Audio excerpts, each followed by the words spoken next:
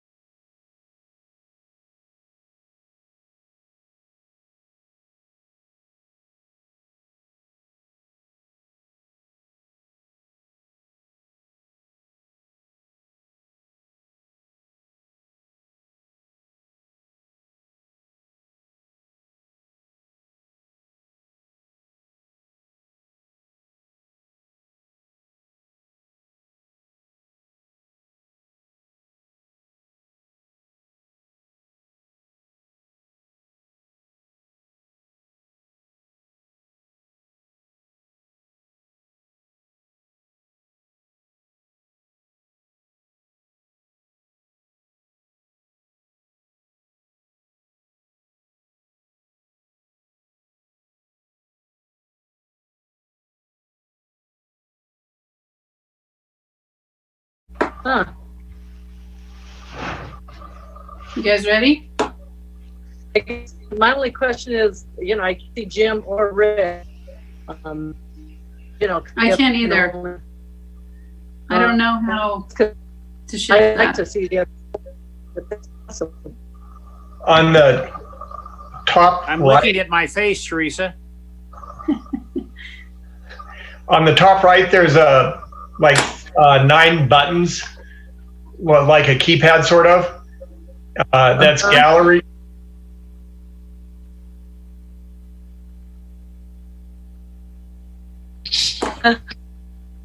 Okay. I only get 9 views. 9 people. Oh yeah, just swing it to the right. Yeah, just scroll over. You guys ready? Now I see Rick. My only question is, I can see Jim or Rick. I can't either. I don't know how to shift I'd like that. to see the other. On the top I'm right, looking at my face, Teresa. on the top right, there's a 9 buttons, well, like a keypad sort of. That's gallery. Yeah, and on the computer, I can see 50 people. Here, I can see 9. Okay, I only get 9 views. 9 people. Oh yeah, just swing it to the right. Yeah, just scroll over. You guys ready? Now I see Rick. My only question is, I see Jim or Rick. I can't either. I don't know how to shift that. On the top I'm right, looking at my face, Teresa. on the top right, there's 9 buttons, well, like a keypad sort of. That's gallery. Yeah, and on the computer, I can see 50 people. Here, I can see 9. Okay, I only get 9 views. 9 people. Oh yeah, just swing it to the right. Yeah, just scroll over. You guys ready? What is this audio that's cycling through? My only question is, I thought it was just me. No. Is it stations? Hardy, what can you do about that? Is the YouTube stream playing on someone's computer right now? No, it's some of us. It's like it's a recording of some of us that's on a loop. It's, Is someone watching it on another device where it's delayed, like through the website, maybe accidentally? Is that better? Is it gone? Yeah, I think yeah. it's very good. Great. Let's call our meeting to order. Everybody ready? I'm ready. All right. I haven't So I just, is there a way that we can get the board members and Kevin on screen or no? I don't. Mike, is that possible? I don't know if I'll let you rearrange the icons because I think it's different for everyone. Yeah, okay. Just thought I'd ask. Yeah. She told me I could get 40 people on here and all right, well, let's call our meeting to order. And let's see, the meeting in the Truckee Tahoe Airport District held on May 27th at 1:30 pursuant to Executive Order N 2920. This meeting will be held exclusively via live web streaming. And how do we get this address out? Do we know? For the public? Yeah. It's on our website and on the agenda. Okay. Yeah. All right. Participants may also attend the meeting by telephone with the teleconference number. Text message public comment can be made to the following number and will be read aloud during public comment sections of each agenda topic. 530-205-8603. And I think that's it. Let's call on board members alphabetically, if you're good with that, Kevin. Alphabetically, okay. It's on the top right of the agenda. Yeah. It's easy. So, yeah, Director Vice President Hetherington, here. Director Morrison, Here. President Odette, Here. Director Stevens, And Director Stevens? Here. Here. And Here. Director Wallace. And Director Wallace. Here. Great. Do we have any special orders of business? We don't have any from staff. Anyone else? No. Okay. I think board president reserves the right to modify the agenda. I don't have any modifications. Anybody else? No. No. Any public comment? No public comment so far. Okay, let's jump right in. Item number 1. Kevin. Yeah. So welcome and review of the agenda. So this is awesome to have a workshop. We wish in person.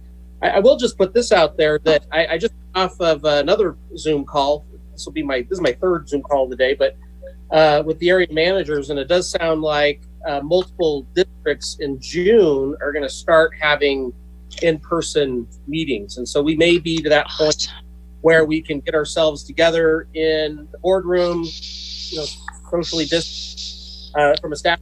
We're looking at a few options on how to do that. As part of the workshop, we get to a situation where some of these items are difficult to talk about is Zoom, and we want to do it in a board. We may be able to defer board meeting if that's the will of the group, if we can meet in person. So I'll keep you posted on we may be moving that direction for the next board meeting. Any questions on that? Nope. Perfect. All right. The next one was the COVID-19 impacts community support forward. So I wanted to give you a little bit of an update on the things that we're doing. I'm going to steal a little bit of thunder on finance. Can I interrupt you, Kevin, real quick? Yeah, sure. Yeah. So for you guys looking at your screen, if you see the little yellow box come around your name, it means that you're talking or you're making noise. So for those of you that don't have it on mute, if you see the little yellow box come on your name, you're making some noise, and it makes it hard for everyone else to hear. If you don't see the yellow box and you leave it off of mute, then you're doing an awesome job of being quiet. And if you can't be quiet, then just put on mute. That's it. Could be a green box if you're using an iPad. Greener, yeah. So thank you. That's a really good point. Yeah, just shuffling papers, everyone can hear. So just real quick, we're the airport's kind of in an interesting position. We're just kind of moving forward, and I think it's pertinent as we start talking about some of these topics to know kind of financially where we sit. When we do the audit a little bit later, we'll get into a little more detail. But just looking at the COVID impacts of the districts so far, I would have to say it's pretty light. That we're not seeing significant drops in some of the revenue that we thought we might. The biggest ones are like rental car concession revenue. I think it was $200 in April, where it should have been $15,000.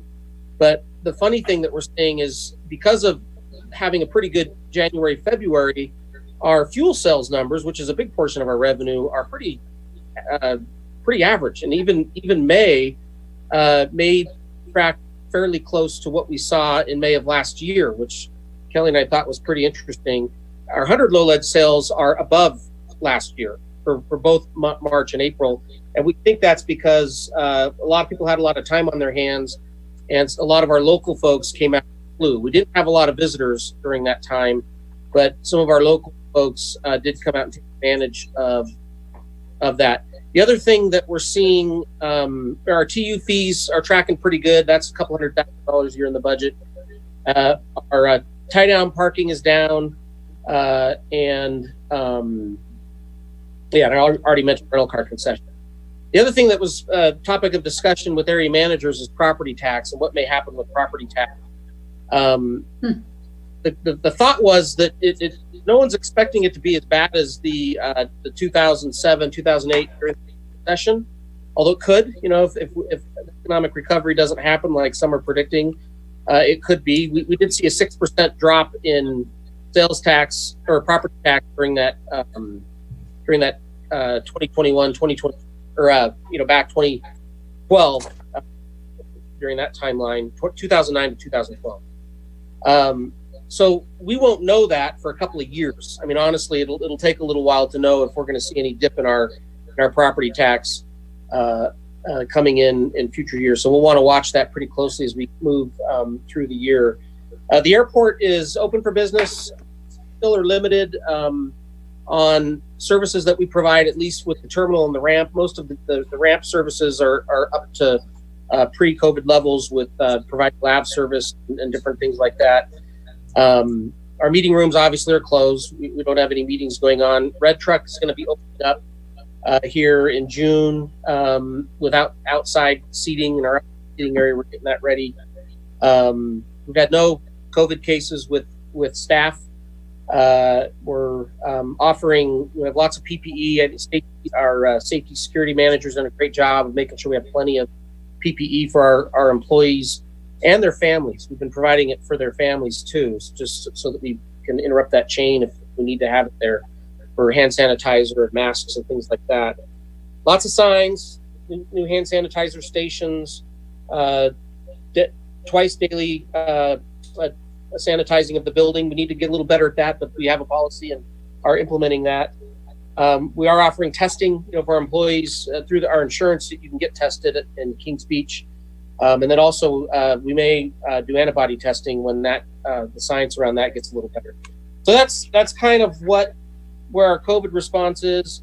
Again, we're optimistic that revenue-wise, we're not going to be as severely impacted as I might have thought a couple of months ago. But really, the big question is looking at that Q2, our second quarter, when we're done with that and we get into the thick of July and August. July and August are slow.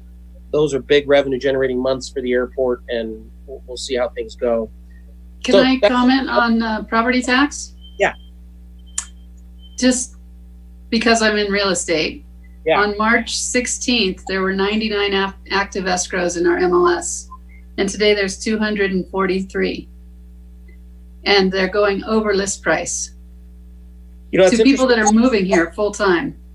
It's interesting you say that because Mike Stoudemire said the same thing at North Star, that there's a very active real estate market up there also with people relocating up here. Mm-hmm. Yeah. So there may or may not be a property tax impact. We'll have to see. So any questions on COVID? Kelly, did I accurately depict our kind of what we had talked about? Or anything you wanted to add?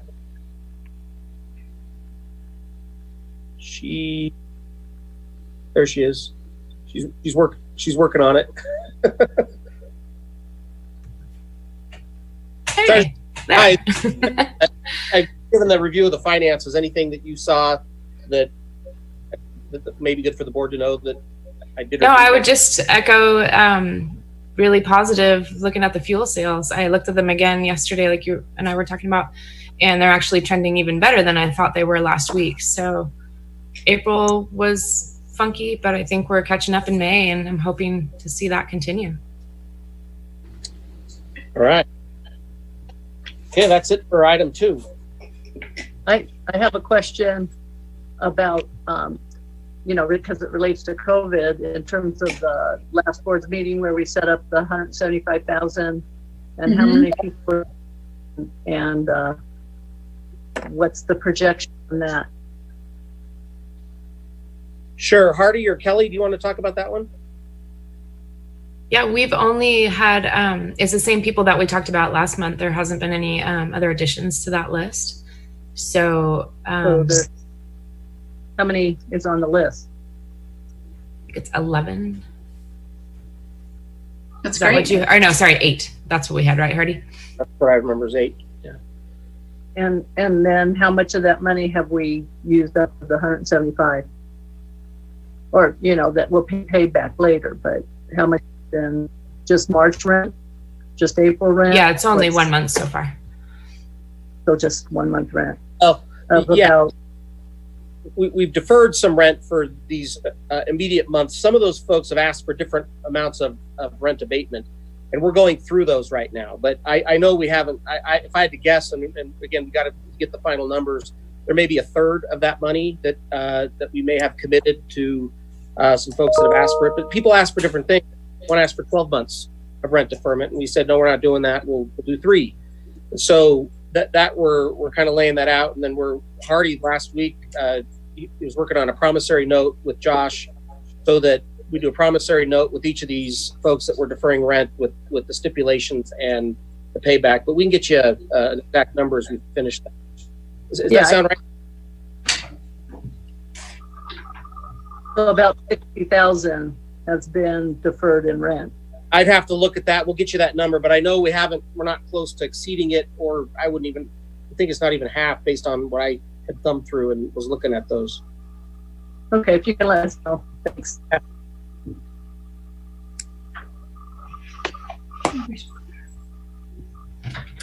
Okay, great. Let's jump into district goals. Or Did you want public to comment? All right, any public comment on COVID-19 impacts, community support, and path forward? No public comment. Okay, then we're ready for district goals. Perfect. So this one was. Display it?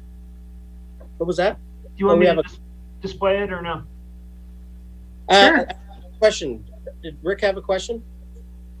No, I asked it to be deferred from the last meeting, and I thought I would give you my opinion on it. On the Or goal? I'll just shut up. Yeah, let me take this item up here for a second. So yeah, this was continued from the last from the February board meeting, where we basically there was board consensus on the first 9 goals that we put forward that staff is actively, but the board decided to talk about the 10th goal and you might need to. Is there one more page of that, Hardy? The 10th goal, which was basically stating, as part of the budget process, develop a method that clarifies revenue and expense line items as they relate to aviation community and the use of property tax. So that one, we have not done anything with that, pending a discussion with the board today, and we're happy to answer any questions or talk about it at any level you'd like.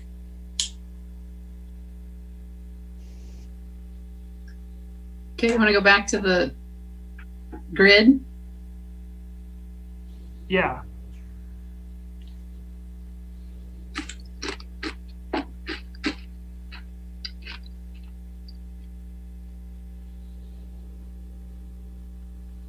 There we are.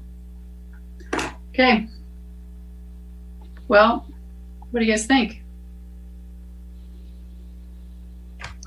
I asked Go ahead, Rick. I asked that it be deferred because I was concerned that this would lead to much more staff to implement it.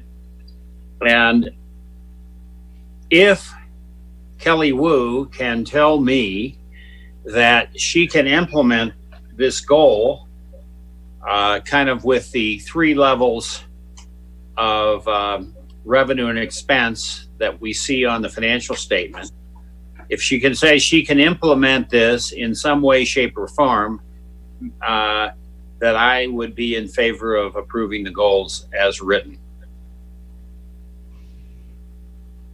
Kelly? As we have kind of internally talked about in the last few weeks, it would take a lot of manpower, a lot of time, and definitely splitting our company. If we were to do it right, because that's how I would like to do it, if we were doing it right, it'd have to be 2 separate companies to do it all the way. I don't see the value in doing it just a piece of it.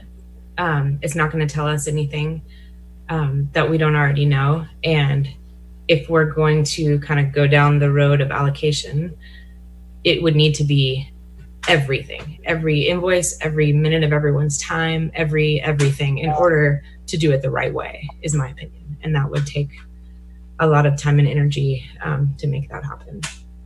Different softwares, different ways of aggregating people's time, different tax ID numbers, really, like truly separate the companies. What would the 2 companies be? Well, what we're being asked is to say this is airside revenue, and then here's what we get from property tax money. And where it's spent, which is really, Mary, where you're going with this, right? Yeah, I mean, it's just to be clear in terms of what is airside generating, what is airside expenses, trying to get some sense of that particular aspect versus, our other business leasing. We have Clear Capital. We have a lot of nonprofits. We support the nonprofits. To me, it's a matter of where is airside at? How much does it lose every year that we need to sell with the property tax, and how much is available for other things, and it's just that type of thinking. If there was no property tax, what would happen? And I am completely for using the property tax to support the airport. I just think we should have a clear idea of what the airside generates in the hangars and the fuel sales and businesses at those and the FBOs that are on site, the SASOs, because we are the FBO. Let it generate and what is it expense? I think that would be a useful item as a goal. I mean, it might take years to get there. If it is that tremendous amount of work, maybe the goal should be, start on a method or try to start working towards a method of development. Would be my goal. Because as it's written, it does not seem that it seems like a good goal for any business to know where its revenues and expenses are. Well, to be fair, we do know where our revenue and expenses come from. And I guess my question, Mary, would be to what end? Like what would this do for us that we don't already have? I think that it makes it clear that watching the budget is a primary goal of what this board does. I support, sustain a happy, productive, and engaged workforce. That's an obvious thing that is a goal of any working entity. So if that level of detail is in the goal, why isn't a working budget defined? We do have a working budget. And had a goal to make it clear to how it relates to the property taxes. But again, to what end? What will we do with that information that we can't do today? Because it is it's all kind of in one pot. And even back to Bill Quesnel's day, there was this idea that the budget, there's just always this big pot of money, so we never have to really watch what our budget is being spent on. And for me, after, it's like watch where your money's spent. Watch, that's it. Are we charging true rates and charges? Are we charging correct fees? I mean, those kinds of things. When we're talking about building more entities, more hangars, do they pay for themselves? How is that? And our past hangars are paying for it. Well, I ventured to say that go ahead. Yeah. I just think there's the budget, when I talk to various other people, when I go through it, people are confused of who's paying for what. I mean, as an example, we're paying for the tower $2,356 a day to staff the tower. That's coming out of property tax money. And there's people who question that. And so, to be clear, that benefits primarily the air side. And should it, but it needs to be help subsidized out of property tax dollars.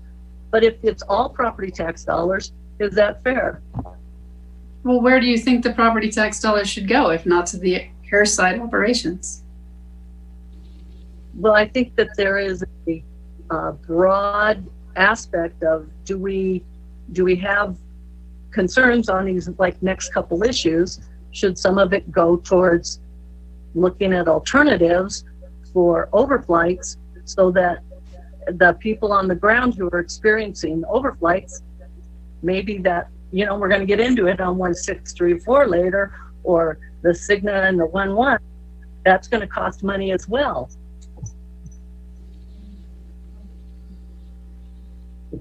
So maybe if I just add a little bit to that, I don't actually have a problem with what Mary's talking about of doing those studies. The last one was done in 2009, 2010. They can be a bit controversial because you do have to figure out where different cost centers at the airport, different labor, different things should happen. I do think though, when you get into a study where you're trying to understand how you allocate costs across an organization, and I know the allocation word isn't popular, but that's what we're talking about here. That is what we're saying.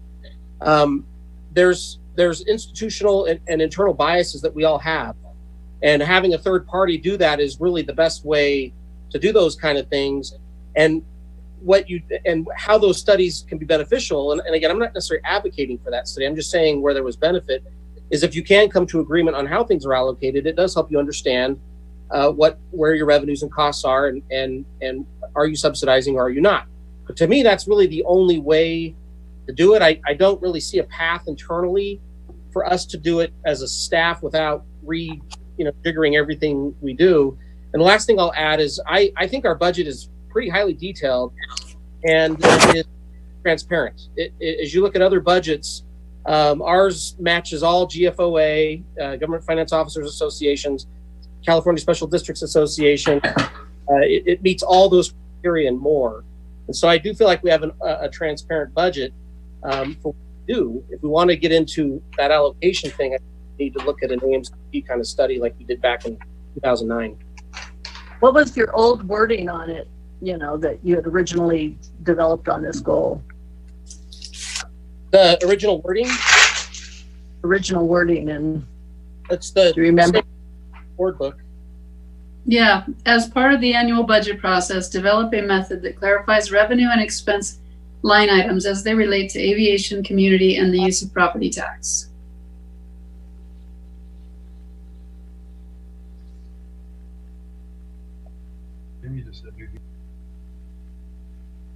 All right, well, any other discussion, board members? I would just like to echo kind of what Kevin just mentioned. I don't have a problem with taking our budget that's super detailed and super well done and allocating it to different categories. I just think we need to do it eyes wide open and understand that that's what we're doing. We're going to allocate X employees' time goes to noise and annoyance, and X employees' time goes to airside maintenance, and some pro rata share of each one of those goes to these different buckets. And how are we going to take Kevin's time, and are you going to fill out time cards, Kevin, and say, this is how much time you spend on all these different things, and we'll take X part of all your employees' salaries and put them in all these different buckets, and then the same with all the expenses.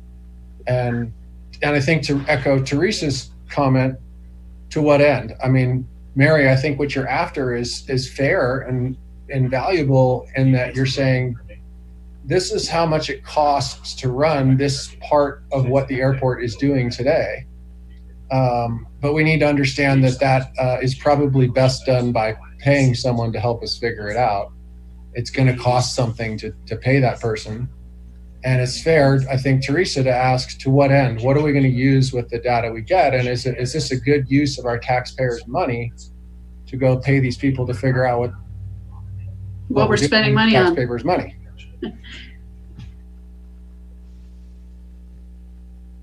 Well, I don't know. Where this came to mind was when I thought airside, I thought, okay, we have 14 O&M people, and we know what their salaries and their per contribution and vacation. We know what those expenses are. We know, and then there's two definite staff that are pure airside. It's like those are office people that are pure airside. So you got 16 people that are specific to air.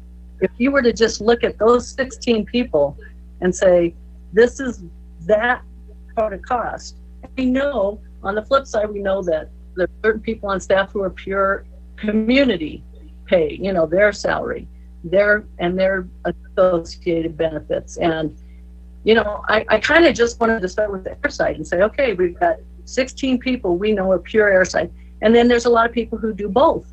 But if we just look at those 16, what does that cost us? Those are the people who are fueling the planes, who are mowing the grass, who are, jet, tugs and all that kind of stuff. That is it. What does that cost? Not even, and then certain things that we can go through the expense thing and you can say, well, yeah, that's a definite air site. That's a definite aviation site. And you could actually, I don't need to go to the 99th level of an allocation set. I went through that before. But we could get to an 80% level pretty quick off the top. I did it on and Kevin would say I have a bias. I'm just saying, what does that number look like? I don't have access to every scenario payment. I just looked at it and went, salaries and wages are 2.6 million. And I take 14 to 28%, and not the highest paid. So if I take 40% of that, and start running it that way just to see what the airside bucket looks like. That's what I say is the first run at it. Okay, but just to clarify, because I'm not clear, what are we going to do with this information? Do you think there's something wrong? Something we need to fix? I think there's some clarity then in terms of when we're getting $7 million in property tax, and how much of that historically or going forward, how much of that, does all of that go to the airport? And should we make hangar rents even less? Or should only a portion of that go? And we know we need some of it over on their side, and I'm all for that. But I also want us to be honest. If I was running a business, I would be very honest in terms of how much money of that comes over to the air site and how much stays on the community. When we're making improvements to the warehouses for nonprofits, that's on the community side. We need to be really clear on that side of the bucket of those expenses as well. I think there's value in that, to being transparent and honest about how these things, and I would start at an 80%, or 70%, to go to a full allocation study.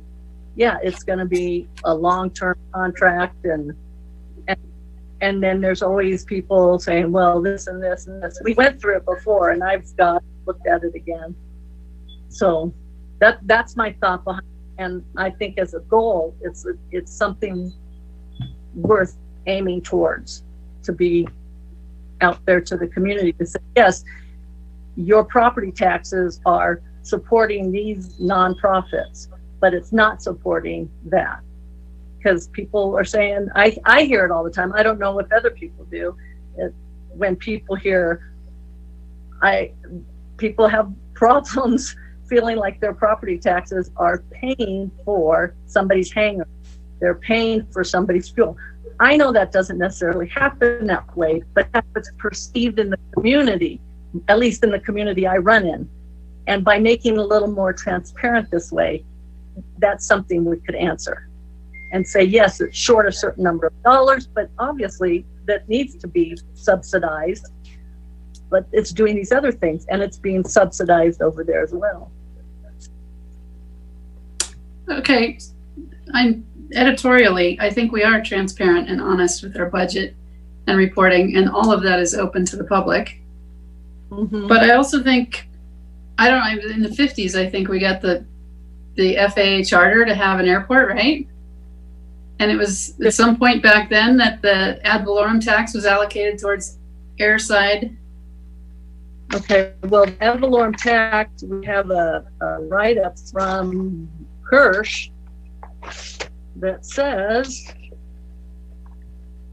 that it can be used, ad valorem tax, unrestricted revenue. This is from a report he wrote in February of 2018. As a result, so long as the district is meticulous about maintaining an accounting system that segregates district tax revenue, the district has considerable flexibility to use such revenue for purposes that would otherwise be impermissible if it were using airport revenue. That's from an attorney who does only airports.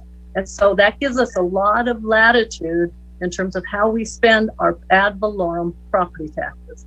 And I absolutely agree that part of it should be going, it should be going. But when it's going up from $4 million a year or $2 million a year when I was first running to $4 million in 16, and now it's almost 7, with all the sales that you're noticing going ahead, it's just going to keep going. Well, how do we spend it all on the airport? And so we should be clear in terms of how we're spending it on the airport, and as we're spending it for the good of the community. I think it's a goal to work towards. It's not a 1 year, but it's something we should be working towards.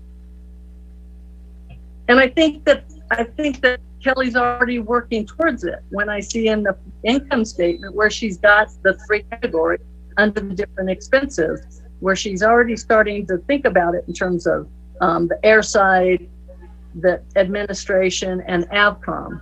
She's, starting to happen. And so over time, it will become easier. It will become more obvious. And that's kind of maybe the first step. But having it as a goal helps to push it towards that aspect. We're putting it out there. I really like how she set it up with 3 categories. And I think going forward, beginning of what I'm trying to see and where I'm trying to go.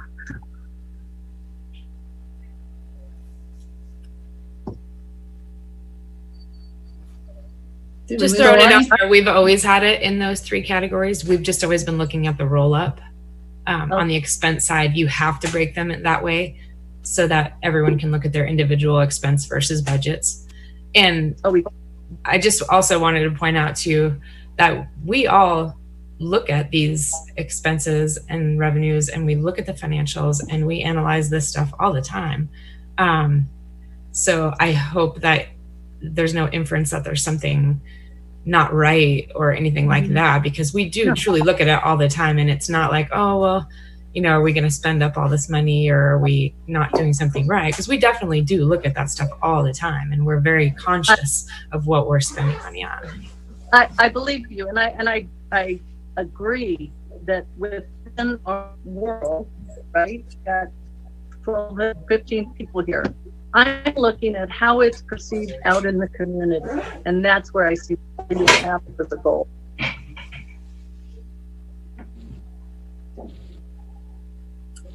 I don't really have any objection, although I don't see that we should spend a lot of money on it, but putting it down as a goal, sure. May I make a comment or question? Please. Getting an outside party to do it is what we do really well. We spend money on consultants a lot. So if we're going to go out and have somebody spend money, how much? What's something like this going to cost?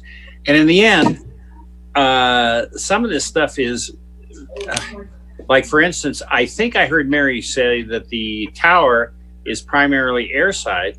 Well, when I voted for the tower, and for the 365, I thought the tower, and I also think ADSB is good for airside, but is also good for community and positive control of airplanes.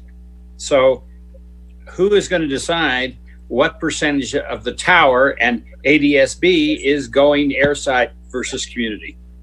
It's a big question.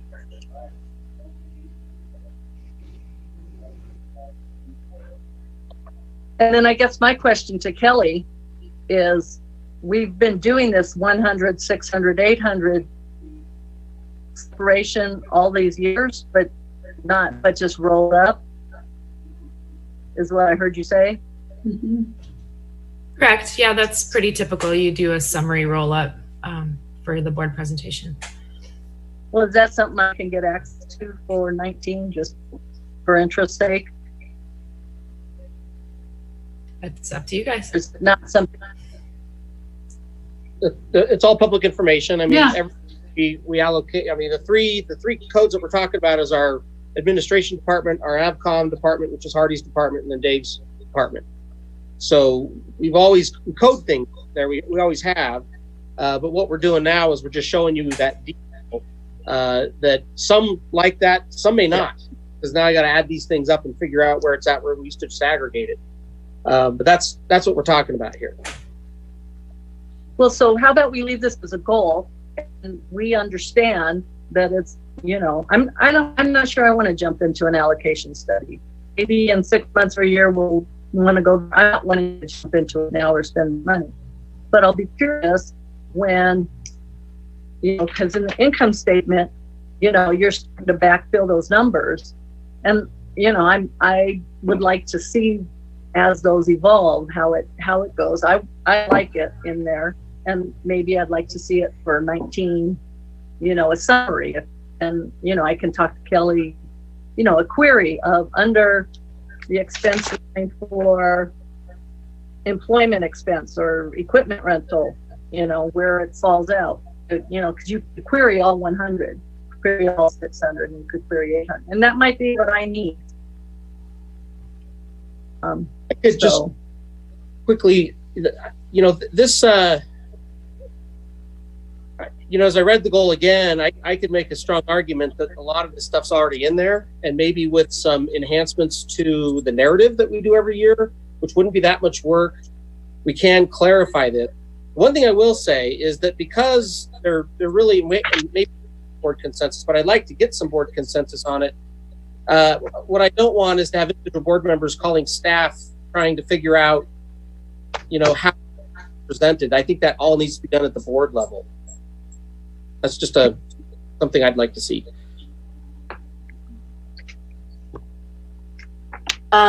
Teresa, could I say something? It's Lisa. Yes, absolutely. Kevin, I appreciate you taking a hard look at that goal and suggesting that there could be some additional narrative. I didn't quite catch the timing that you were saying, maybe additional narrative quarterly or annually. I think quarterly would be a little bit more helpful than annually, but some additional narrative that could help us understand a little bit more detail what the current splits are telling us. And then I wanted to say, I also appreciate, Mary, that you're you know, willing to explore the idea. We hold on to the goal, but that you look at, you get a certain report or a certain query from Kelly or from Kevin, as is appropriate, and dive into that a little bit and see if that, the combination of the additional narrative that Kevin was talking about, plus you looking at this query or this report, might be a next step that's not super time consuming or super expensive. A set of next steps, 2 next steps. Yeah, and just to answer your question, we can do that in our quarterlies, and Kelly and I can talk about that. But in the quarterly financial report, we can add, and I can help with that, add a little bit of clarity on these categories, on what we're seeing happen, you know, on a basis. And then in the narrative, where we talk about property tax, we can talk more about it there, and see what happens with that. So diving into, you know, allocating all of the different functions that we do, I'm hearing from everyone that that's not the direction we want to head. Yeah, and I guess, and then asking from what Kelly's saying, I mean, I would like to see that query for, say, 2019, and is that a big deal to put that together for all of what 100's expenses, for 600 expenses, and 800 expenses under the various income statement? So I'm sorry, you want to see that in the quarterly, or you just want a copy of those? I was kind of like trying to get a sense of it for last year, just kind of to put my arms around it. We'll give anyone in the public can call and ask for that, and we can give it to them. Okay. Hide those individual department numbers. Again, they interlap. There's lots of between departments on airside, land side, community, and all those things. I would agree that I can give you those numbers and you can look at a P&L for just Department 100, 600, 800, but know that whatever that net number at the bottom doesn't take into effect the fact that, yeah, there is so much crossover between the three. That is just saying, okay, Department 100 bought, I don't know, you know, nuts and bolts. Here they are, right, because it makes sense for them to be in there.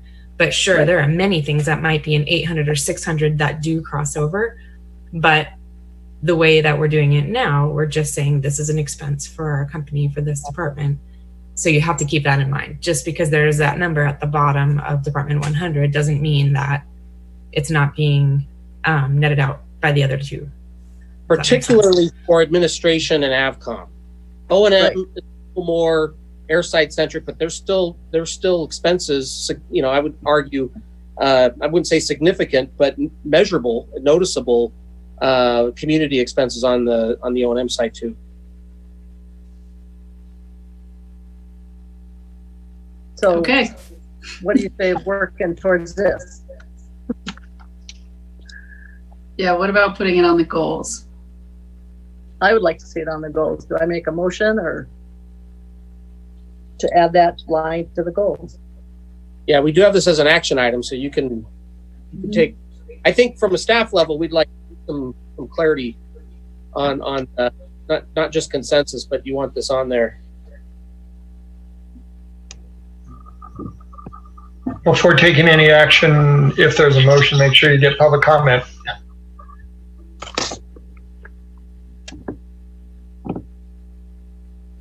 I don't have any objection, but I'm not inspired to do it. I'll second that. Kevin, do you need to do a roll call vote? How do we do the vote? Well, we don't have a motion yet. Why don't, Oh, sorry, have I a thought you motion? made a motion, Teresa. why don't we Sorry. just ask for public comment in case there is any? Yeah, any public comment, David? There is one comment. This comes from Linda Rousson. As a community member, taxpayer, I support seeing income versus expenses delineated as being discussed. I agree with what Mary is describing and appreciate the support note from Jim, Kevin. Anything else? That's it. So I'll make a motion that we add the goal as I guess drafted or worded. I'll second. Roll call, alphabetical? Vice President Hetherington, Yes. Director Morrison, Yes. President Odette, Yes. Director Stevens, Yes. Wallace. Yes, thank you. Okay. Great. Let's see, that was more than 20 minutes. We're behind.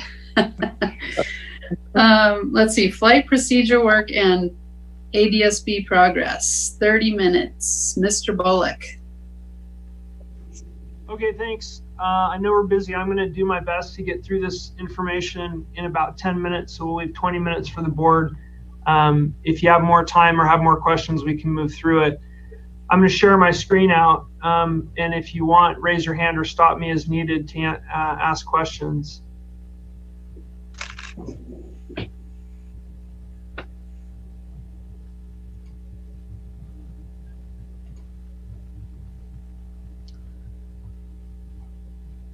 Can everybody see my presentation? Yes. Yes. Okay. So flight procedures, what are we asking of the board and goals for today? We want to review the ADSB and flight procedures timeline. We want to review the flight procedures frequently asked questions and fact sheet that I developed. And we also want to review the 3 steps for flight procedure advancement and development. The technical design portion, public review component, and also the environmental review process. And then we want to review alignment of the 2 priority procedures that ACAT looked at last month at their ACAT meeting, so we'll go over those in detail for you. I have a couple of videos and a couple of pictures of the flight paths that these 2 procedures have over the ground.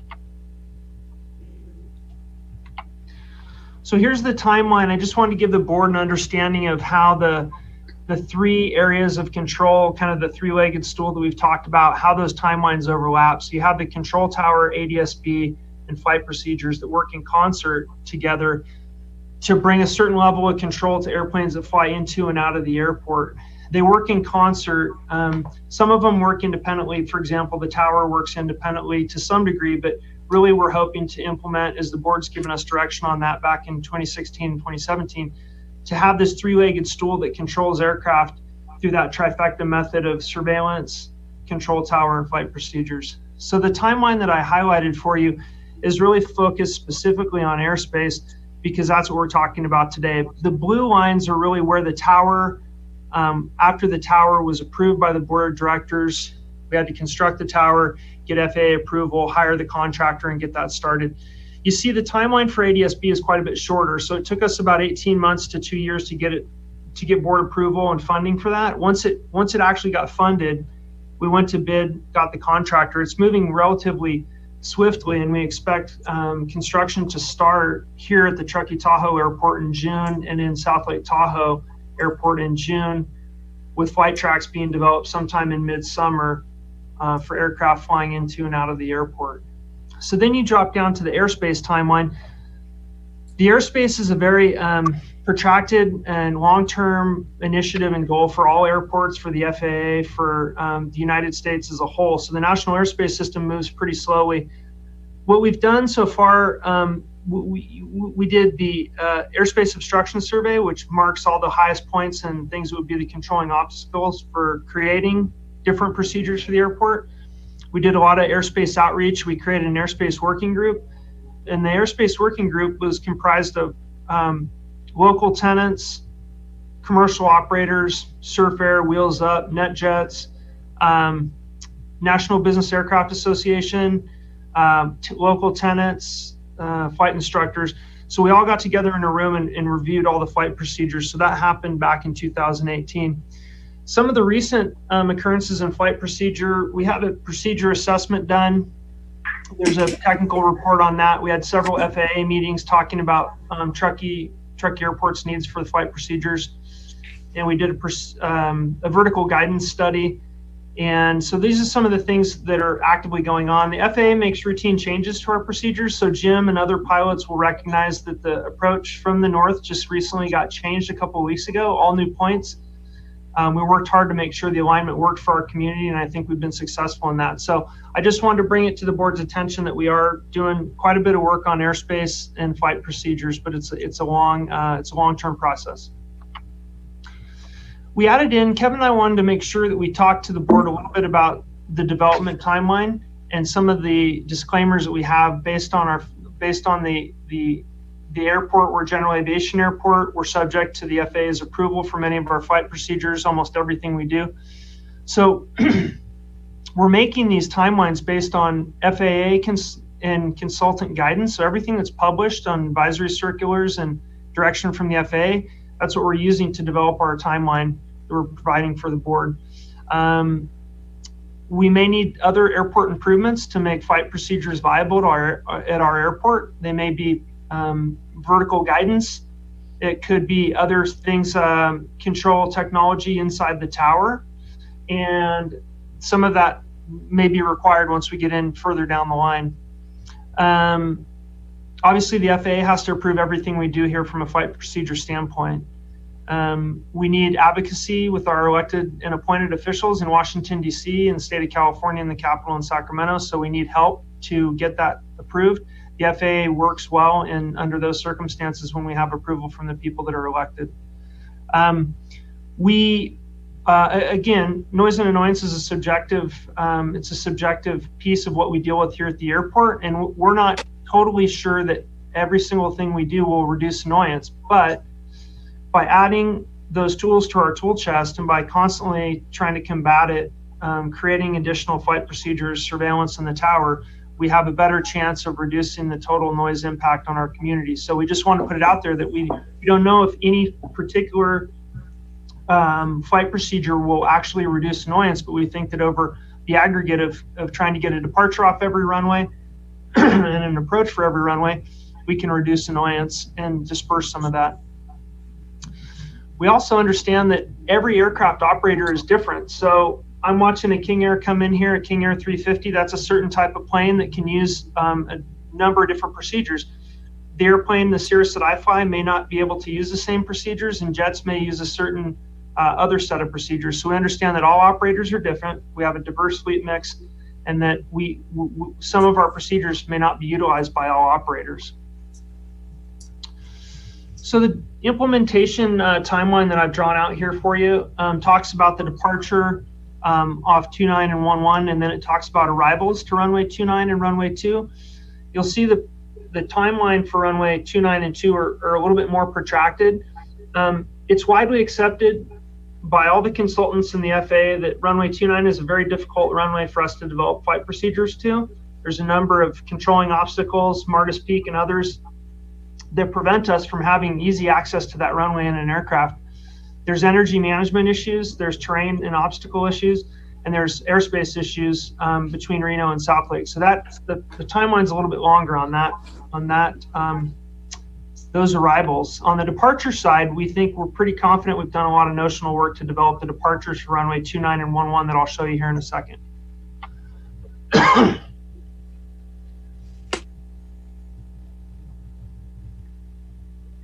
So when you're talking about flight procedures, there's always a safety capacity objective. The FAA will not approve a procedure at an airport unless you can prove to them that it enhances your airspace capacity and that you have done all of your due diligence to make sure that that procedure is safe for all of the operators that use your airport. Some of the flight procedures we have require surveillance. Some of them don't. Some of them require a tower. Some of them don't. They all require FAA approval. They will all require environmental approval. And they, in my recommendation, require significant community outreach. We've seen a lot of other airports that improperly manage the perception of flight procedures with disastrous outcomes. And so Phoenix is a good example.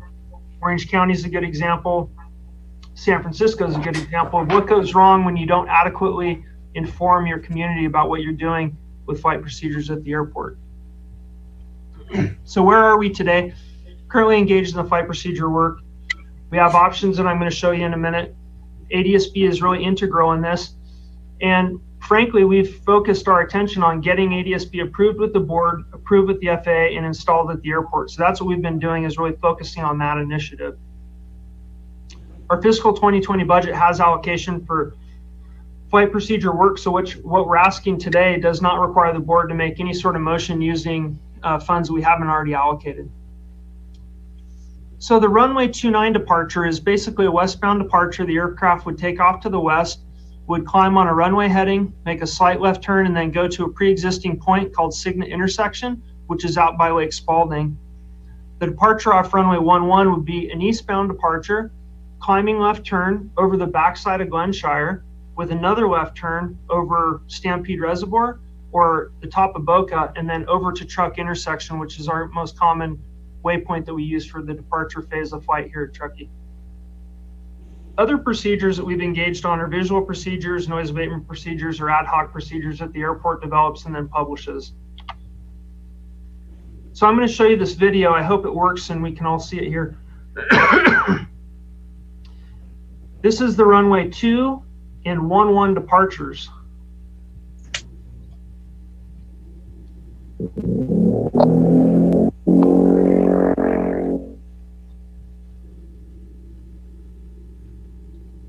So you're going to see an aircraft departing off runway 2, going over the corner of Boca Reservoir and Stampede Boca Reservoir, and it's going to head up Prosser Reservoir and then make a left turn. You're going to see an aircraft on the runway headed eastbound, make a left turn up over Glenshire. The noise signature, there's a legend in the lower corner that shows you how loud that aircraft is relative to its ground track and its distance above the ground.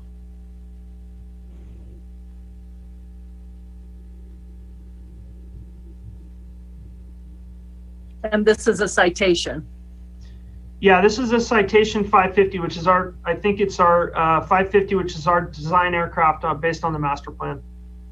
Which we get a fair amount of, and it and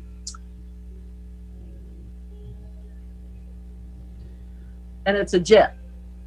It is a jet. It's a twin turbojet aircraft. It's a medium-size jet.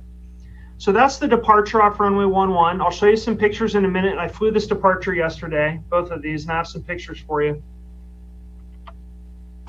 So this is the departure to Cigna intersection. One departure is off of runway 29, the other one is off of runway 2. Runway 2 is the lower track, runway 29 is the top track.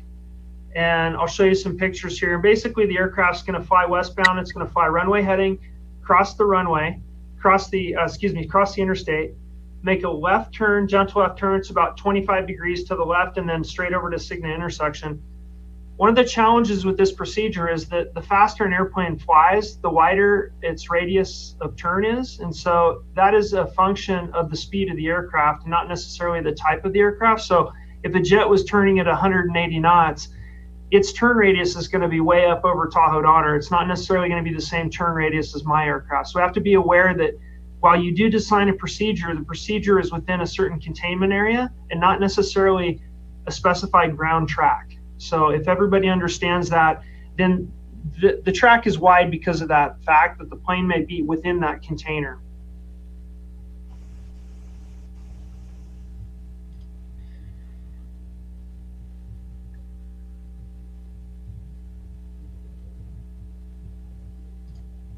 So I just want to point out that you'll see what we already know, which is when a plane is close to the ground and right off the airport environment, you're going to have significant noise and annoyance from the aircraft, from the operation. Basically, it's close to the ground, it's in a high thrust scenario, its nozzles are pointed down to the ground, there's an echoing effect because the aircraft is near the ground and near other buildings and roadways. So you're going to see that red dot is obviously highly concentrated before it gets to Donner Lake.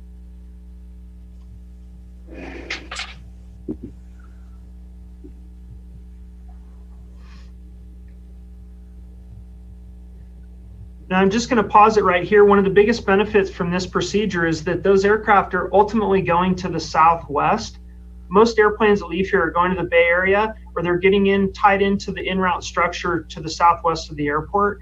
So by getting those aircraft straight off and getting them tied into the en-route structure sooner, you're reducing track miles, which is reducing the interval and the exposure for our community to that noise. So there's really some benefits to using this procedure to get the airplanes out of our environment faster, because you're reducing the duration, you're not reducing the noise intensity per se, but you're reducing the track miles and reducing the duration, which also reduce greenhouse gas emissions. So there's a lot of win-wins, particularly for these procedures that I'm showing you here, as far as reducing track miles and getting the aircraft out of our airspace.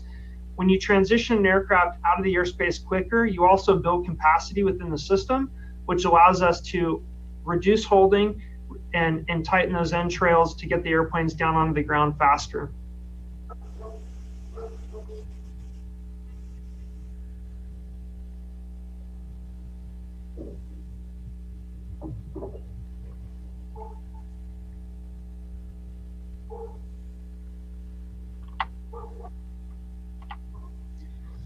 These are some visual approaches that they're notional approaches.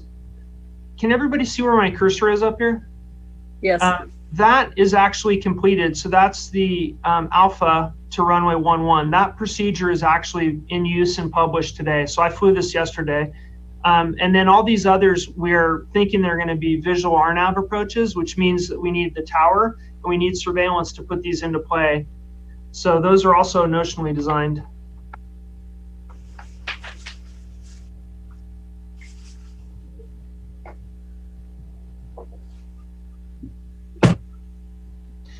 That's all I have for the presentation. I did want to point out that if you want additional info, I'd encourage you not to take my word for it, but to seek out other subject matter experts. Many of them are here at the airport. Many of them are pretty outspoken about different procedures here.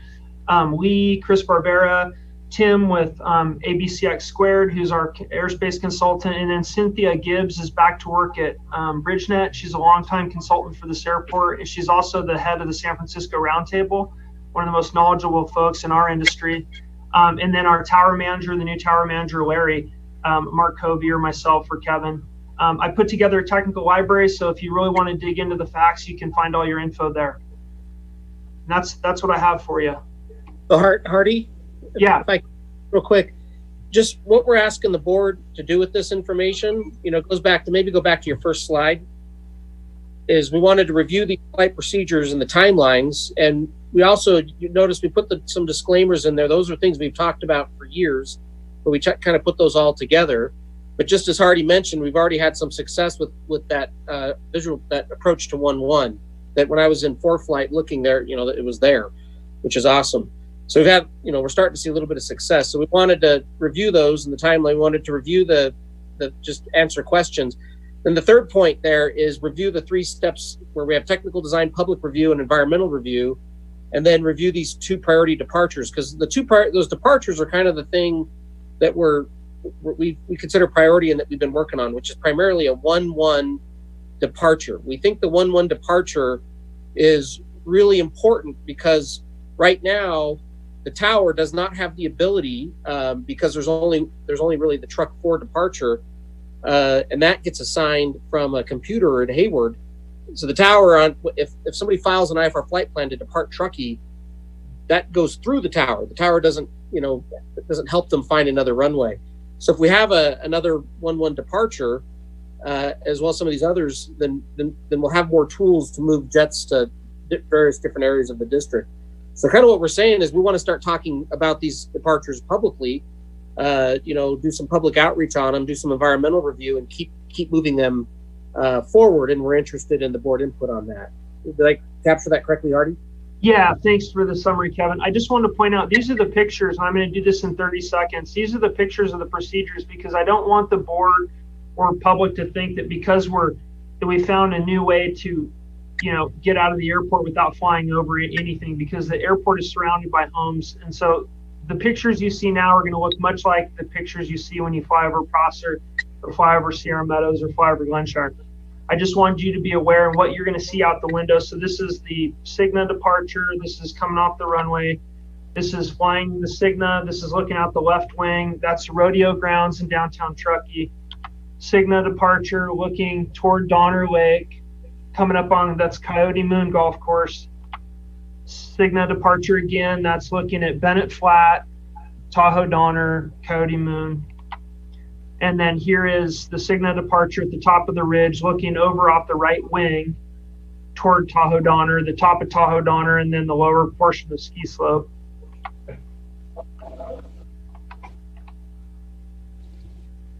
And then this is actually Cigna intersection. It's a long way from the Truckee Airport. That's Lake Spalding there. So by the time you get to Cigna intersection, if you're in a jet, you're going to be at 18,000 or more at that point.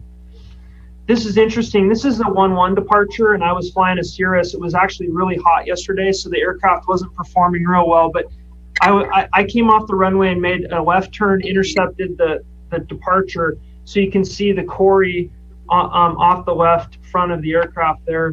This is looking out the right window, so what you're looking at is Juniper Hills and Dry Lake on the right-hand side. And then this is a little bit continuation of that turn. That's Glenshire off the left. That's Boca Reservoir, and the controlling obstruction for this departure procedure is actually Boca Hill, which is in the left upper side of the windscreen there. So the airplane has to fly between Boca Hill and the eastern hills over by Boca. So the airplane has to fit between those two while climbing out. So that's all I just wanted to show you and make sure you saw what I saw as a pilot outside the window with these procedures.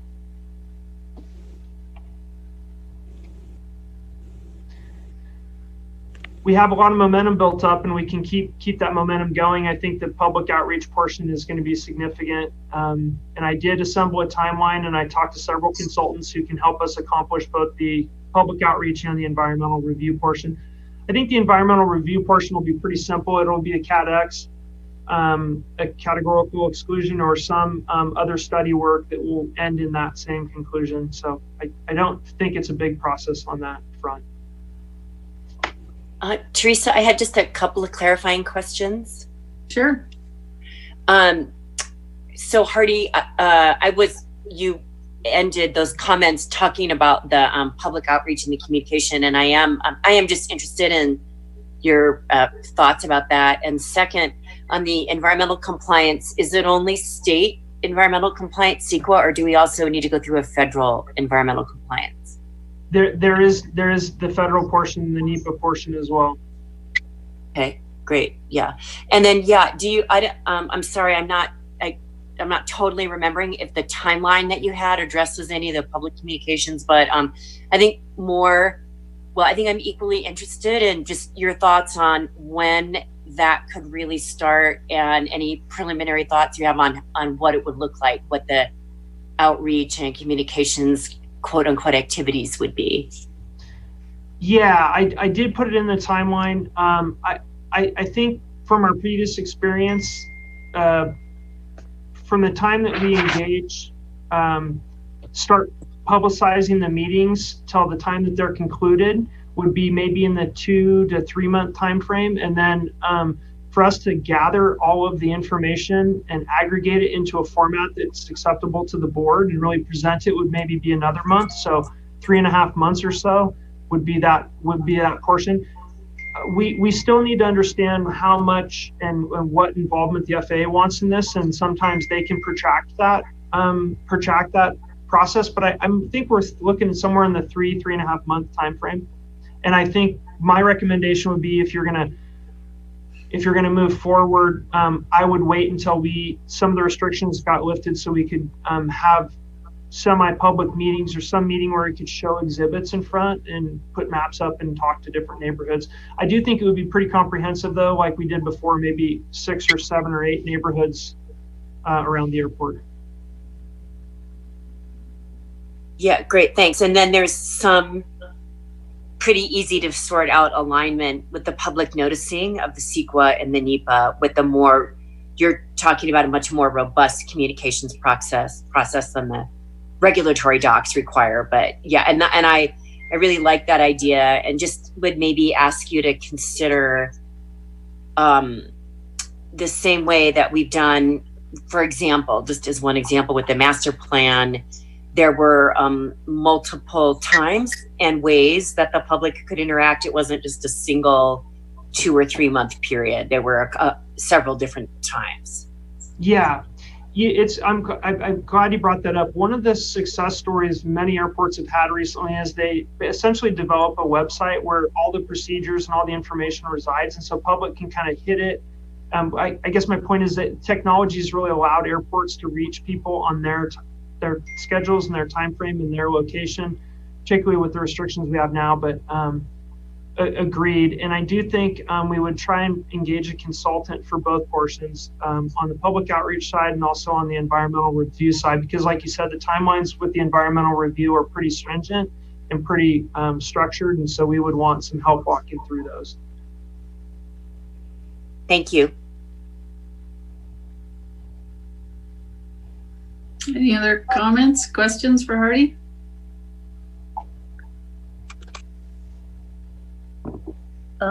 Appreciate it. I was curious on that first map where you show, where you go back to the very first one where you show where truck is. And I'm wondering what those other waypoints were. I couldn't see that. I can see where truck is, and I know very well where truck 4 is, where truck is. But if you go back for a minute, where you're showing how it's trying to get, particularly 1 and 2.9. This map, Mary? Coming. No, go back to the very first part of your PowerPoint. That first one. That one? Not take it back. Down one. Where's the one? Oh. That. Down here at the bottom, in the black part. So truck is where they're going now. We point at truck. That's not truck. This is truck farther down in the blue. So it's this I don't know if I have the right diagram for you. Well, it's showing that they're going to a 1, 2, 3, 4 waypoints, and Bullock is where they're joining out with the 2 red lines, correct? That's they were going north to truck on that. And I just kind of put that in there as a, let me see if I can make it bigger for you. Yeah, because that's Bullock. See, yes. That's where I'm at, is where truck is, where aircraft going now. I mean, you can show them going off 2.9 with your pointer. Right here.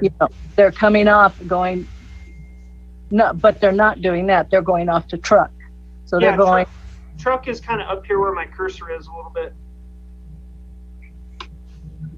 Okay.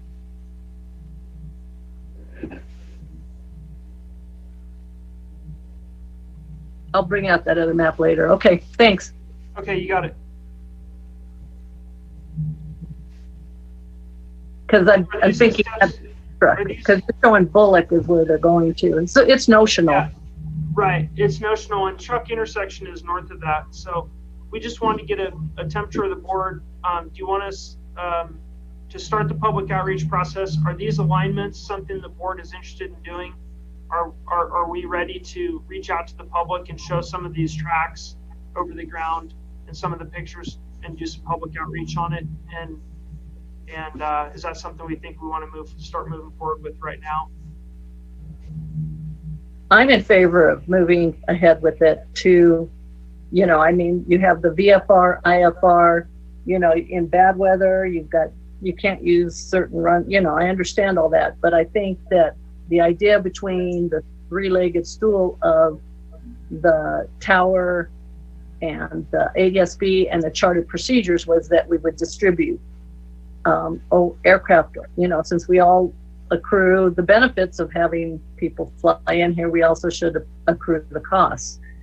And so I'm in favor of getting started, because as we'll get into the next part of the report, the jets are significantly impacting all the neighborhoods to the north. And they have to, as Kevin said, if they're assigned an IFR, they have to. And it's as I said, I've lived in the neighborhood 29 and a half years, and it's definitely changed. And yeah, so I think I would like to see it started.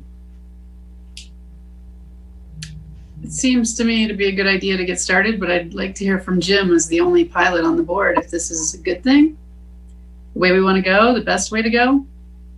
I think it's a good thing in general. Yeah, I mean, I think Hardy's done a great job of explaining how the process works and what it is and what we're up against. And I'm a little bit at a loss as to what's the debate about. Yeah. Yeah, I don't. We can get it on better. I agree completely. We've been on this strategy for years and years, and it's been too soon many other times along the way to start talking to the public. There's been too many qualifiers and potential restrictions or exit ramps from the FAA. And if the staff is really feeling confident and ready now with the FAA, the tools and the consultants, it would be exciting to get going and talk to people and get some feedback from the public, pilots and non-pilots.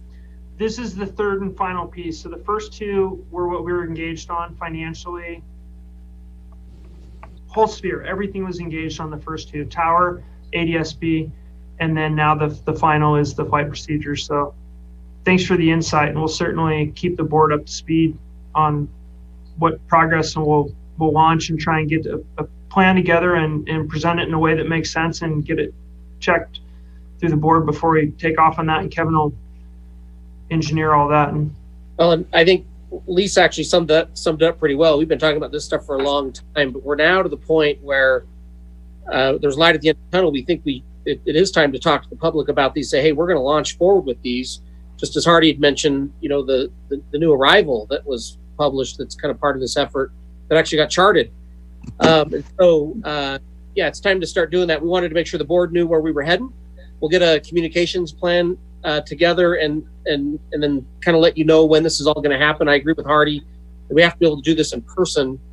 Having community Zoom meetings to talk about flight procedures is not an effective practice. So we'll figure that out and get rolling on it. Rick? Thank you. Mm-hmm. Any questions, comments? Rick says yes. All right. Okay. Any public comment? Yeah, that's what I was just going to say before Brent said it. Public comment? No, the only comment I got during that was that the live feed has been cut out. Oh, Well, do you need anything else from us, Kevin Hardy? Oh, I think that for that item, we're in good shape. Great. Okay, then we are on to Runway Use Tool Development Project. Yes. So I'll just give you a little background on this project. This continues. We have this working group. It's kind of an interesting this format before, but it essentially involves the chair of our ACAT, Director Heatherton is on that working group, and then it's myself, Hardy, and David Van Quest, and we're trying to work with Vector to develop this runway reporting tool. So we are in the process of trying to figure out, we have preliminary data that we received and some heat maps.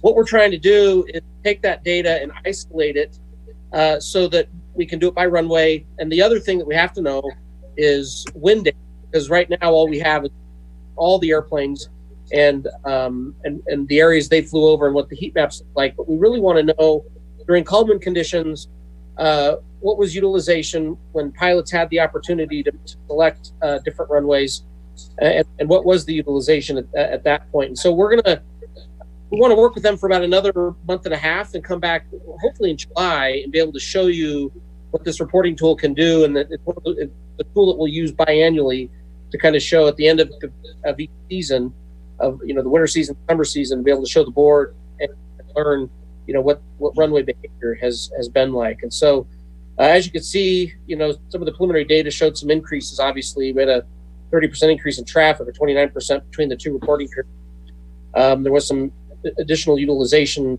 of 9 and other runways, and so we're in the process of trying to dissect that. We still have some budget, about $9 of the budget that was approved that we haven't used yet, that we're working with the vendor on. But we wanted to give you an update on that. I did, and kind of what the working group has been doing. And there's also a couple things we included was some information from our tower, just on runway selection, and then also a handout you've seen before on determining factors of aircraft utilization. Last thing I'll say is Teresa and I talked a little bit about this item before. We could have done a presentation on the data that we already have, but we'll do this again in July. And so the idea was, let's not do it twice. We'll have better data in July, but happy to answer any questions, make any comments or anything on how that project is rolling along. so I'm being the board member on the working group. I want to clarify a few points here in that when we're doing the analysis, we were focusing on the summer period, June 15th to September 15th, because that's when we have the most operations and the most comments. So when we talk about since 2005, over the last 15 years, operations have tripled over that summer period. No, that's annual. That is annual, isn't it? And that powered aircraft, that when the statement about annual growth has slowed over the past 3 years, that's if you include gliders. If you only talk about powered aircraft, then in fact it is increasing, because I have those numbers too and have crunched them a couple times. So that clarity. I also, in terms of that this is the point of averaging, how we don't hit 65 decibels with noise, and we don't need snow removal because we only get 2 inches a day if you average it out over a year. So when these things up to the tune of 66% for departures and 7% for arrivals, we actually got the data from the people there. And when you crunch those numbers, I'm going to actually read it to you. Just on runway 29, which is departing out over the north part of Truckee to Truck, jet arrivals have increased 14.4% between the averaging years of 15-16 and 18-19. These are just the facts. Jet arrivals increased 14.4%, jet departures increased by 10.7%. Turboprop arrivals increased by 12.4% and departures increased by 10%. Twin piston arrivals increased 18.1% and departures by 16.4%. Single engine piston arrivals increased 5.6% and departures increased by 2.8%. And if you value, if it's valuable to compare these percentage changes to the usage of all other runways, jet operations decrease by 5% when you add up the 3 other runways. Turboprop operations decreased by 4.6%. Twin piston operations decreased by 6%, and single piston operations actually increased on the other runways by 2.5%. So there is a change. It could be because of, and that's one of the reasons we want wind, and we want to know who's flying IFR, because now I understand and was not aware up to this point, if you fly IFR, you have to go to truck. And there also is an aspect of flow that Hardy has talked about, where once they start working all the aircraft in one direction, they continue that. So just for fun, I'm bringing this map up, and hopefully I can bring it up with our lovely, yeah, there. That is what's happening. They made a heat map. They made a whole bunch of these, but you can see that red line is going north out over, is going out over Martyrs Valley Estates and Olympic Heights and Coachland Middle School, Prosser Heights, Hennis Flat, and the new Frischman Hollow, of which they're going to build 68 more homes. So I asked Kevin maybe to have this something they could bring up. Just jet departures. My point being, I want us to start sort of thinking about aircraft, thinking about the different classes of aircraft. Because like if 1-1 works, it works for jets. It might, and pistons it could work because they could jump. And King Air, there's concern by some people that, you know, if I lose an engine, it's not good. My whole point is no one neighborhood or one section of town should bear all costs, all the traffic. And for whatever reasons, the facts are that is what's happening. And I think with this additional work, you know, we can run studies, and if anybody's curious, David Van Quest has the Excel spreadsheet that shows all the data we're trying to collect and then query it to come up with these type of maps. Is everybody able to see this, or were you able, Kevin, to? Well, if the board wanted us to dive into those, we can. I mean, we have that data, but from that, I don't want to dive into all of them. I'm just trying to show what is currently happening. We can't really see it. Yeah, it's hard because of the kind of see that. We could put that up if we want to get into that. At least from the working group, it's not done, it's incomplete, but that data, it does show, you know, the departures from 2015 to 2019 with the increase in operations that we've had. It shows impact on all neighborhoods on that Truck 4 departure, which is one of the reasons we're excited about getting going on this 1-1 departure, because we think that could be a way to alleviate a lot of that, or at least some of it. And I understand there's no silver bullet. There's no one departure that's going to work in all conditions for all aircraft.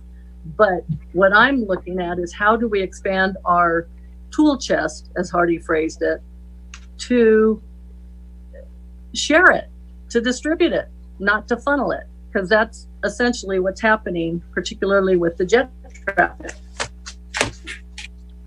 Well, perhaps we should wait till we get more information. When did you say, Kevin? July? Oh, we're going to meet, and we think that Vector, we're going to meet with Tom Breen hopefully next week, and he indicated that he needed about 6 weeks to get that work done. And so July at the latest would be August, but we should have those all done and complete, and we can show you kind of what we're seeing. I'm optimistic and hopeful that what I like about this is I hope it's a tool that, because right now it's a very, very small sample. It's a couple of years that we're looking at.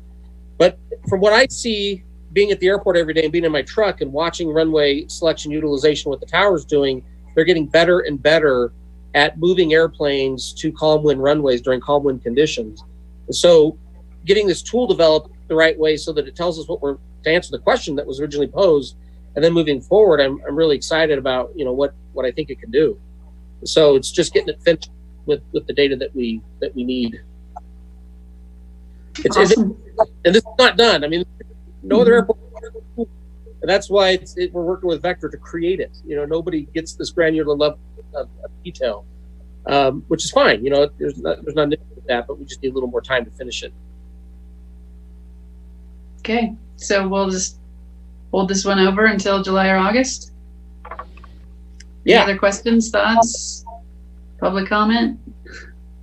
I'll just make a comment about the 1-1 departure. I think it sounds like it could make a real difference. Though, Hardy, you mentioned we're surrounded by houses. There could potentially be some departures off that runway that would annoy less people. And Mary, I'd like to ask you, are you okay with dispersing the traffic? Because it seems like that's been a hard question over the years. Are you asking if I'm for dispersing the traffic? I think so, yes. Well, that's always been, yeah, I do think it makes sense to disperse. Or if as a board, I would never for finalizing the traffic as a policy. Hey, I'm sorry to interrupt. We're getting that weird playback loop again. If somebody could work your magic again and get rid of that. Magic. Yeah, I'm thinking that dispersion is where we should be heading rather than concentrating it over specific neighborhoods to them, oh, well, you bear the cost. That doesn't seem fair or right or appropriate.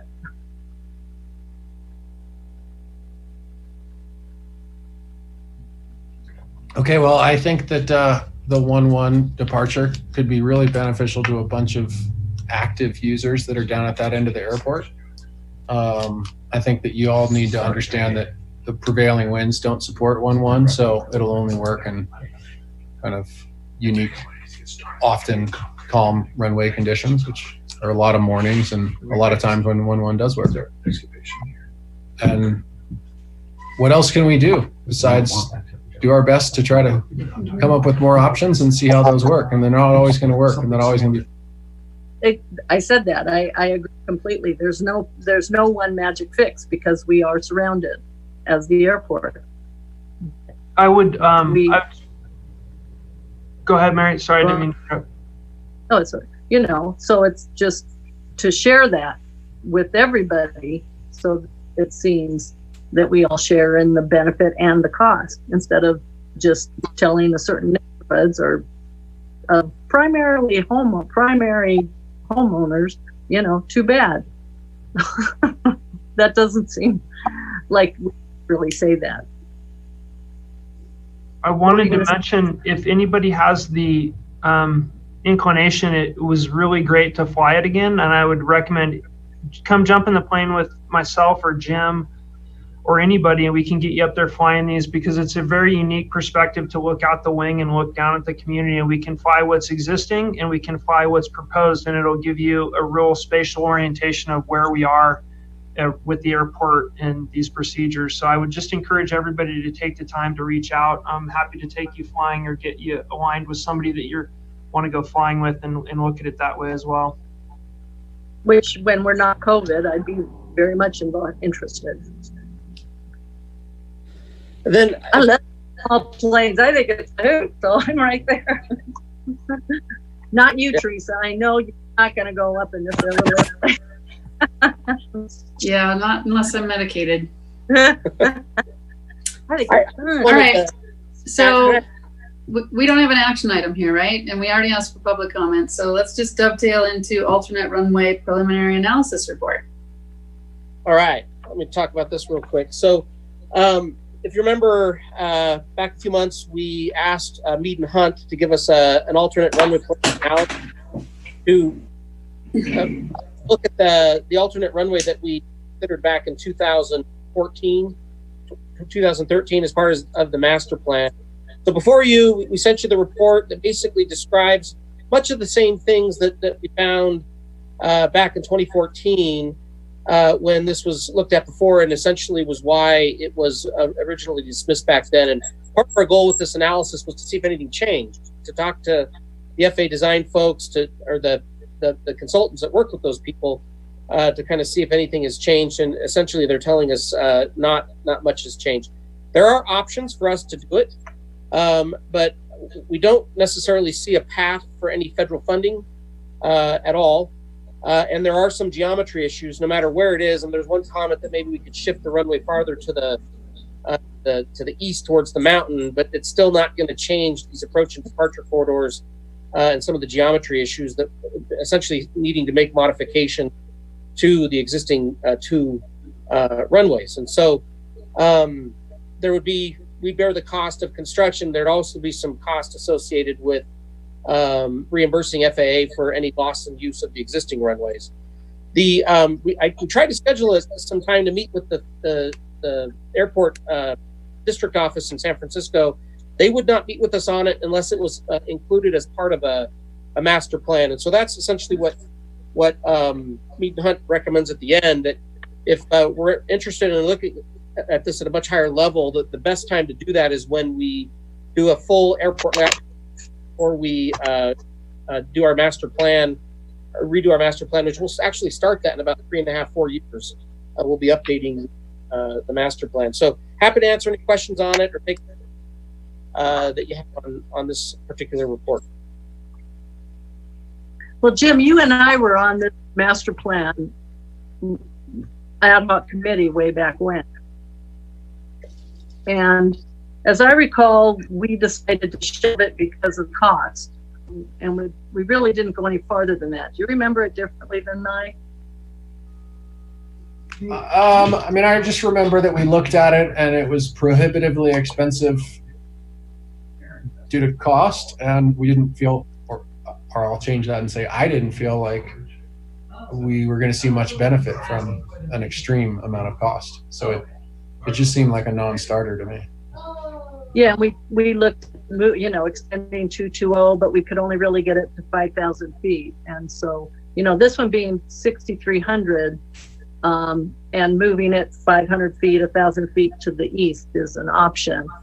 And I, to me, this is like another option because I don't really see aircraft coming in on 3-4. I see aircraft more likely coming in from truck on 1-6 and then departing off 3-4. And I just would like to not completely shelve this. I'd like to see what effect 1-1 had and, departing off 1-1 and or the Cigna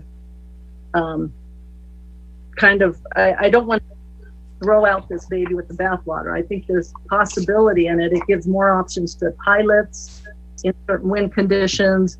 I think that it also would pull, if people go straight out, they would be over Prosper Dam heading straight to truck or coming straight in from truck, and there's very little development underneath that approach or departure.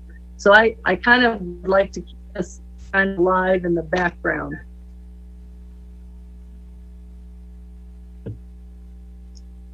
I don't know what that looks like. What does that mean? How do we do that? Well, it just means that we keep it in. Part of it is that, I have a resolution that dates back to 04 that says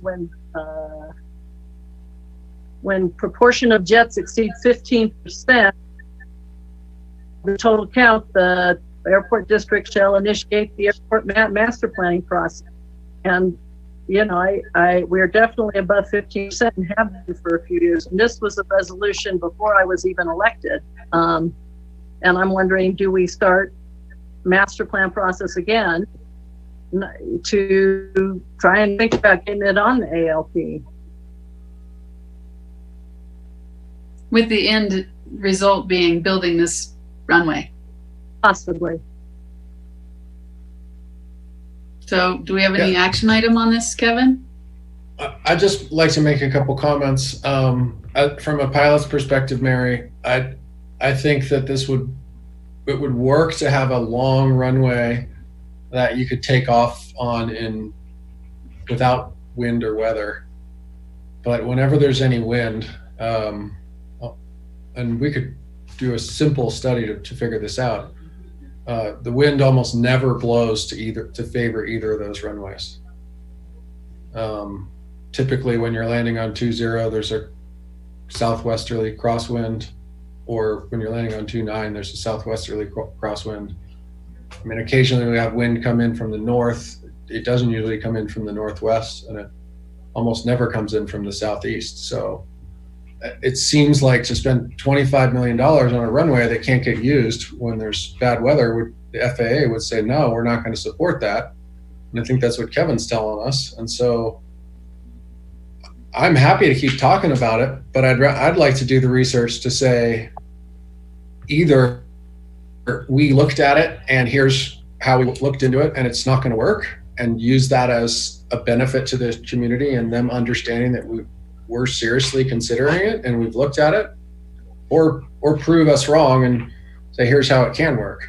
But I guess we just should start with the eyes wide open that we're probably not going to get any funding because it doesn't work very well. And if FAA won't fund it and it doesn't work very well, how are we going to pay for it, and how's it going to work if it doesn't work?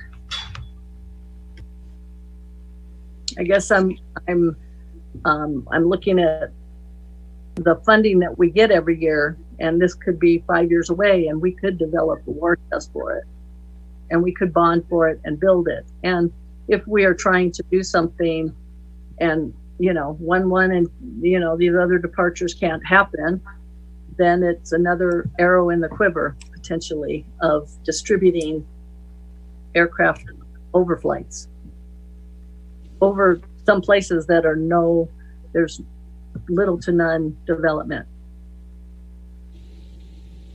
I'm going to go with Jim on that and say, if the pilot tells me that it's not going to get much utilization, it doesn't seem like the best use of our money. Just saying, we can go through the process, but there's no real action on it.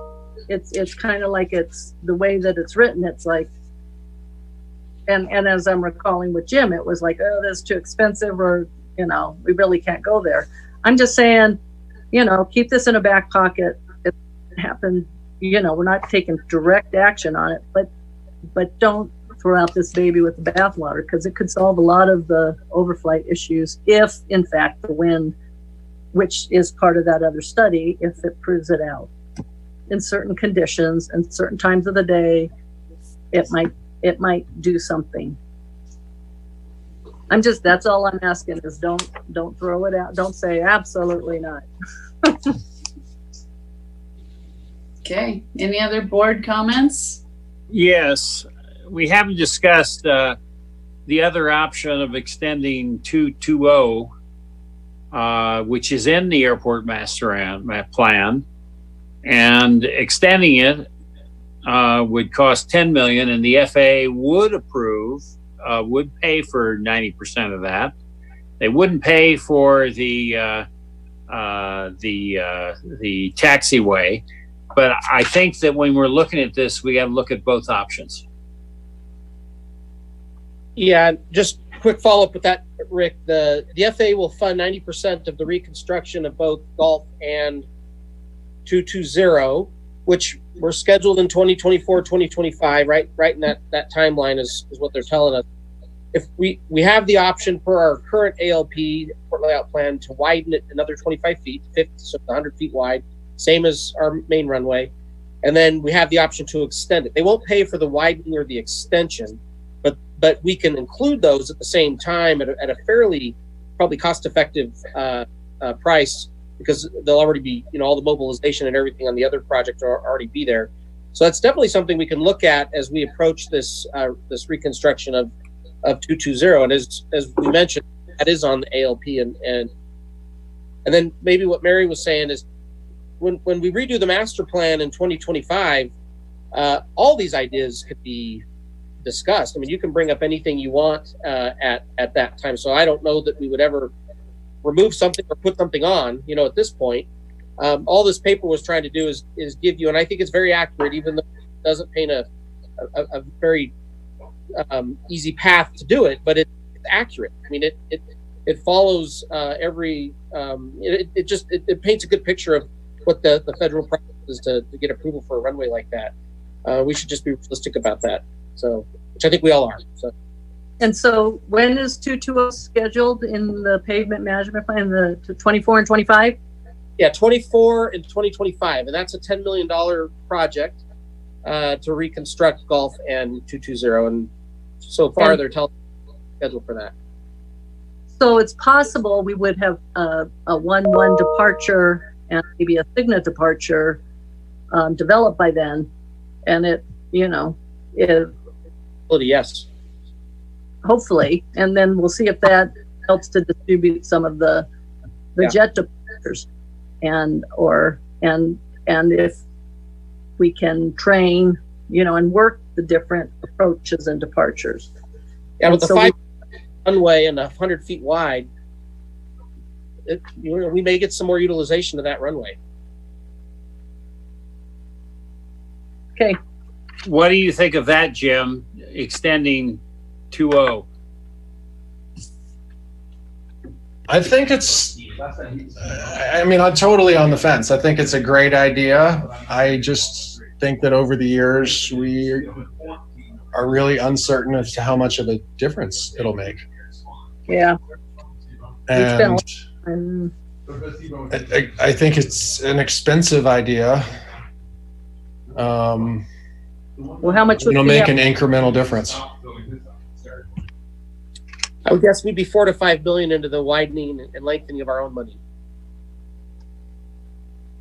Maybe a little bit less if we can combine it with a bigger project, but I can have Brandley do a quick look at that. I'm going to have to do that anyways. Okay. Anything else, Rick? No. Lisa? Nope, nothing additional. Thank you. You good, Jim? I'm great. And Mary? Nope. Okay, any public comment? Yeah, we got one. It's a long one here. It came in by email. This is from Greg Scalapi. He says, TTAB board. I read the full proposal and data relating to the construction of a new runway 34/16. It is my understanding that the main purpose for constructing this runway is for calm wind noise mitigation. As a local pilot and resident, I would like to offer my thoughts and opinion about this proposal. It is my feeling that this is an unnecessary and extremely costly approach to noise mitigation, circa $28 to $30 million expense unsubsidized. The current runway 220, should it be extended to a similar distance at roughly a third of the cost, subsidized by the FAA based upon inclusion in the master plan and wind qualifying data, can serve the same purpose with the incorporation of a left 20 to 40 degree noise abatement procedure. This would mean minimal disruption to the existing airport environment and current procedures for VFR and IFR approaches and departures operations.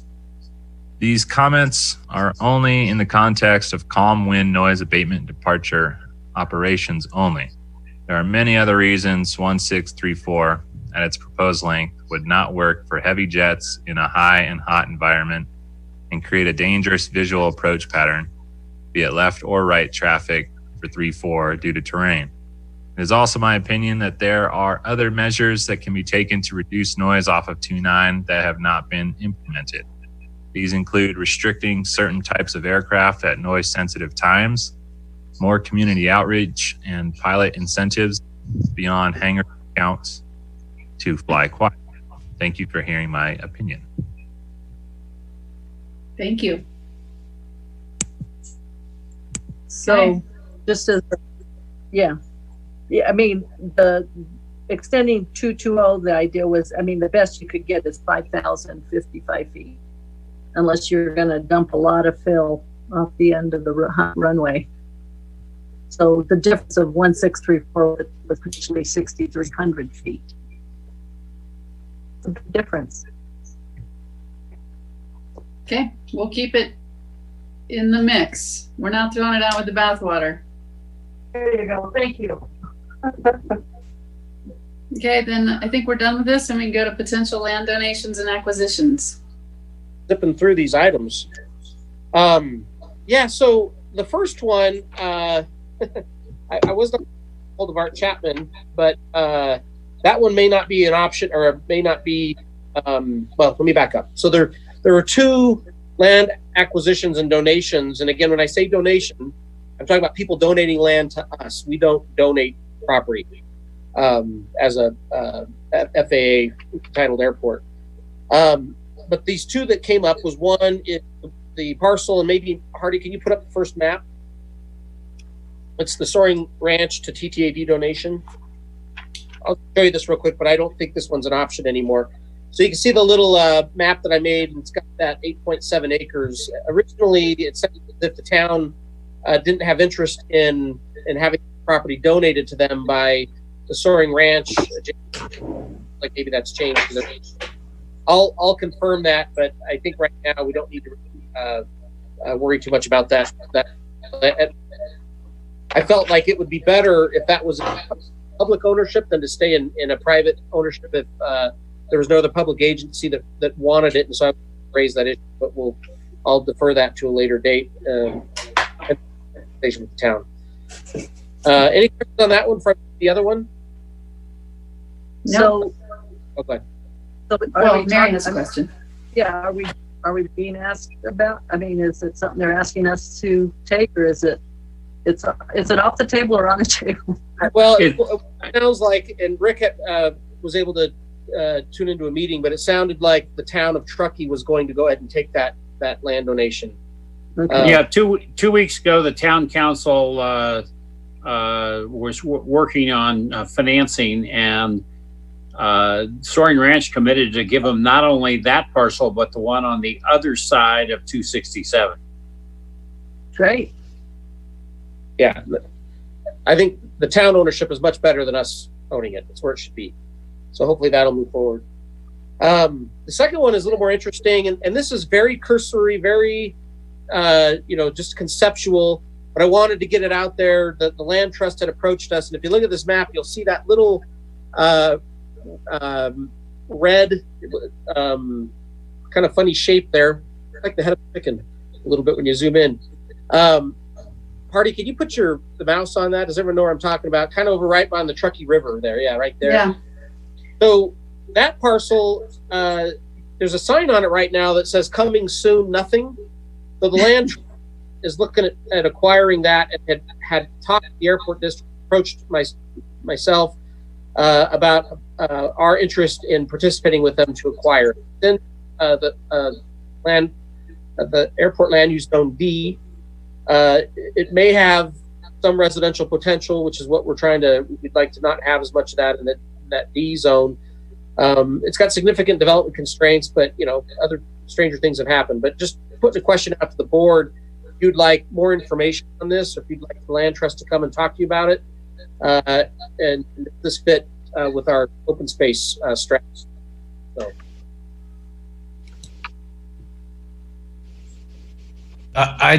I'll jump in and say I'm interested in it, but I obviously have to know more about what the potential of it is development wise, and what the constraints are, and whether it makes sense.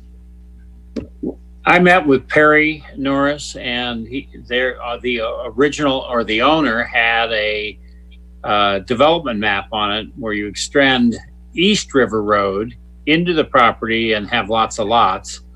And it is in the D zone, and he is raising money to buy it. He's under contract, and they want to put a bridge across the river so that you can access it from I guess it's West River Road. The way you get to it right now is you turn where the Argonaut Hotel may or may not go, and go down that a ways. I'm sorry, Rick. Go ahead. Didn't mean to interrupt. Go No, ahead. I was just going to say I would encourage the land trust to give us more information, and so we can consider it. Yeah, just a third voice echoing Jim and Rick. Good. I'm the fourth voice echoing as well.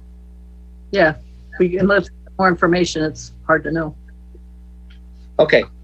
Well, that was really my question: is if they want more information, before I invite them into a meeting to make an agenda item and have them present it, I just wanted to run it by the board first. So that's really all I did on that one. Great. I think we're done. Oh, we need public comment. I see Brent leaning in. David, no any public public comment. comment? None. Negative. Okay, You any got board an member hour. announcements? Not at this time. All right, well then let's adjourn. You guys have a motion? I'll make a motion to adjourn. Second. All right, roll call vote. President or Vice President Hetherington, Yes.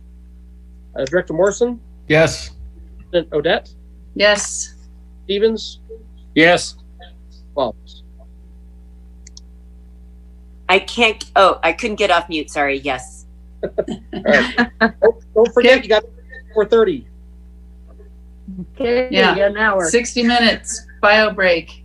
Get something to eat. See you guys All right. soon.